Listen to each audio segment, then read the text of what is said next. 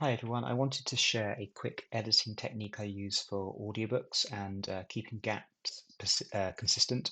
This has really helped speed up my workflow. Most audiobook specs ask for no more than 1.5 seconds between sentences or paragraphs. So manually closing these gaps can take ages, especially if you have a narrator that leaves rather large gaps between sentences. So this is a faster way of doing that.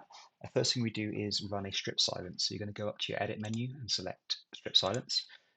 You want to set these settings which appropriately for strip silence in the audio you have, but then regardless of what settings you have, the one thing we're going to change here is the minimum duration. We're going to set it at 1504, so that's just above 1.5 seconds.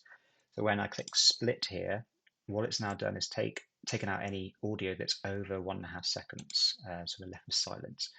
Then if we go back up to the edit menu and go to space clips, you want to set this as 1:15, so that's 1.5 seconds.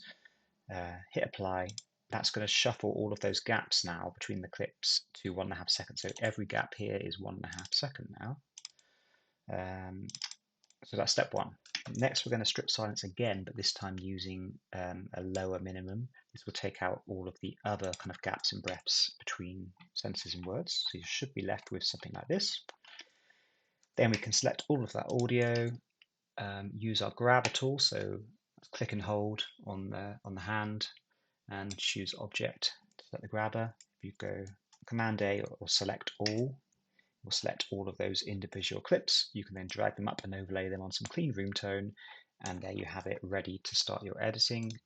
Just a quick tip here. So I normally have 1.5 seconds of room tone in my copy and paste palette.